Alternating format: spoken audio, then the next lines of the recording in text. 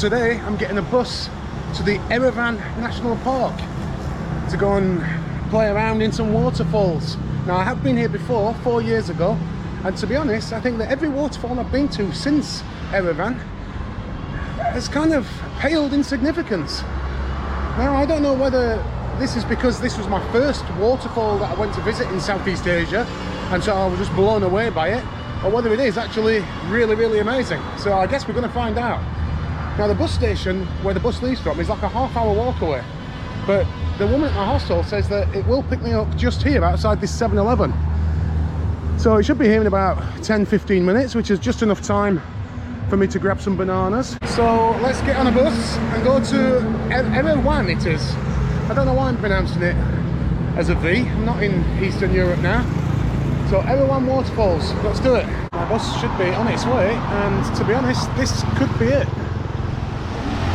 It's a blue bus. Erawan.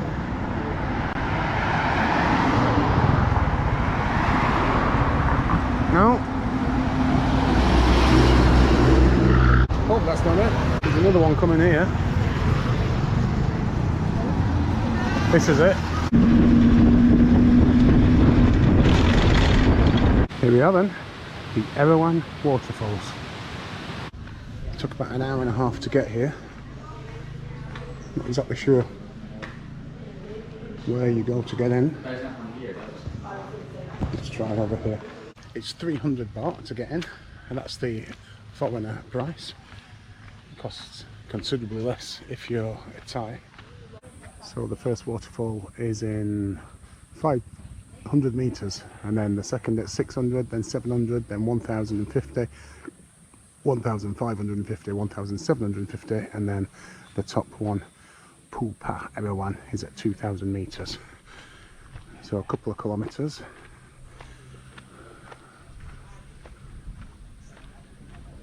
Nice butterfly there.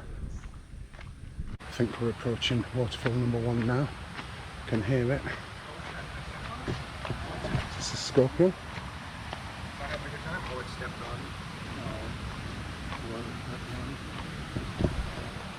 Nah, it's just a worm.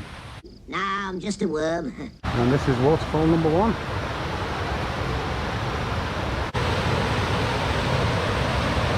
So you can go in this one, or this part of it anyway, but you have to wear the life jacket. The life jackets are up there, 20 baht for 2 hours. Big fish in there as well. My memory of being here last time is that when you get further up to maybe 3 or 4, and you can just like put your feet in and the fish just go mad nibbling away at you. It's a very weird feeling.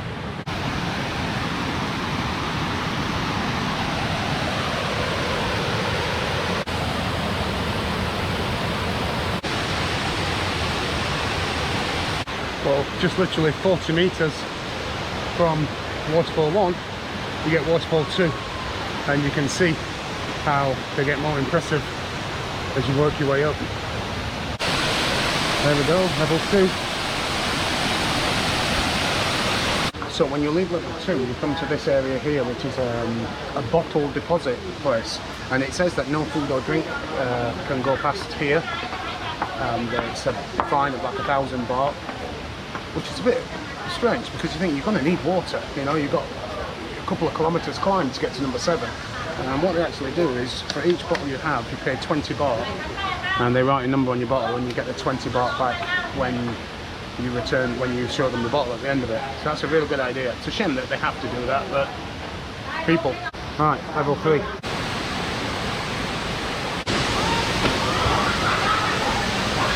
So this is level number 3. You can swim here, but you do need a life jacket. Fish are just waiting for me to stick my feet in so they can have a good old meal.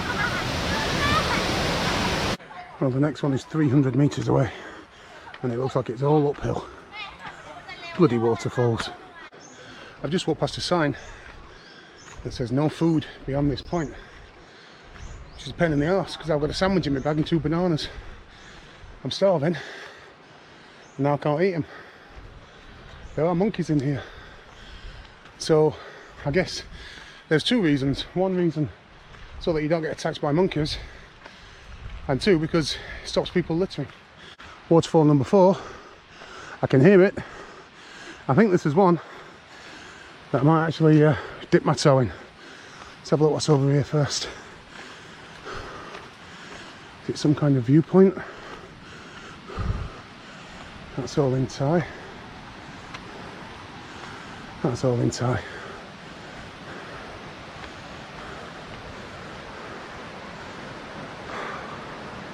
This is level 4 then. No swimming in this one.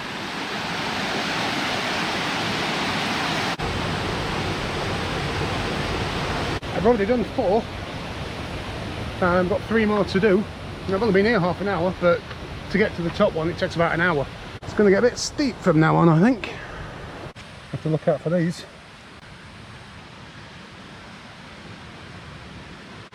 This here is probably saying, if you see one of these, run, because one little bite from these pesky little buggers and that's you done. But of course it's all in Thai, so. And I thought if it was a danger sign, a warning sign, it'd be in English as well. You'd hope. Well, this looks like a nice little place to have a rest and relax before you continue your journey up to the 7th waterfall.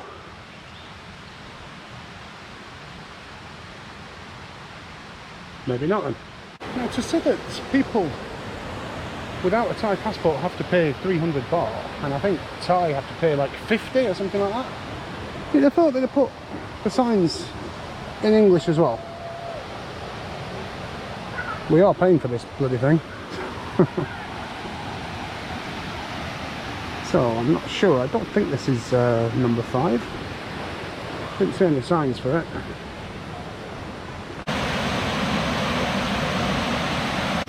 Fish are waiting for me, look.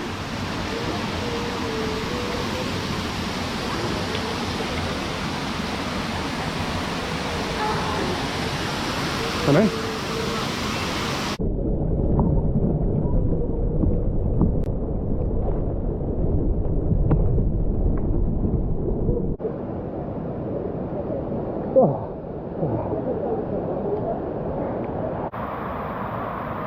Level 6.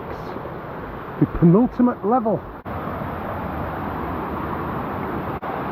This is pretty awesome because this is obviously the main part. This is where the viewing point is from, but the waterfall actually comes down all the way over here and trickles down throughout this entire area. Can't swim here. This is just one to admire in all its beauty.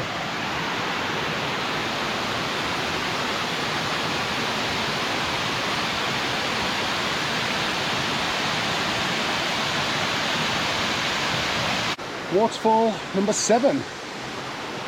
What I remember about this one is that it's more difficult to get up to and there's tons of monkeys, but it's really beautiful, so let's see how we get on.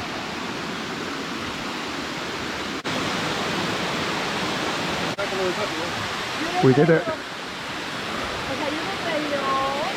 and here we are. This is it then. The 7th one. It's absolutely stunning. This GoPro will not do this justice at all. Before I came today, I did mention that I wasn't sure whether my memories of Erawan Waterfall were a little bit better than what it actually is. Maybe over time I've kind of romanticised it and made it something that it isn't. But as you can clearly see, it is.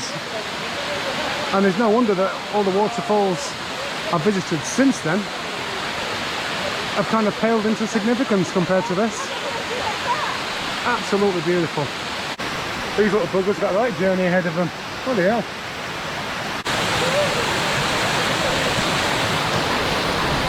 Gotta go under this, haven't I, really?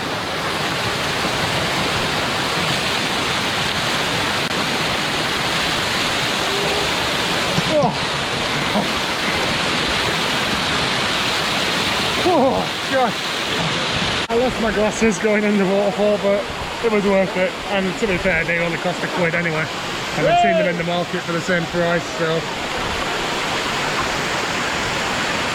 amazing. We didn't do this last time and I don't know why. Maybe you weren't allowed to.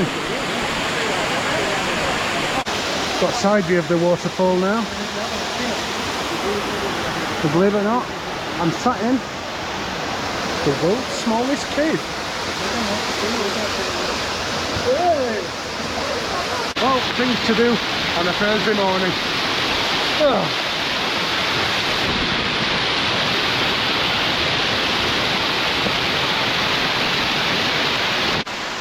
Well, that's it for the Erawan Waterfalls. I'm going to make my way back now.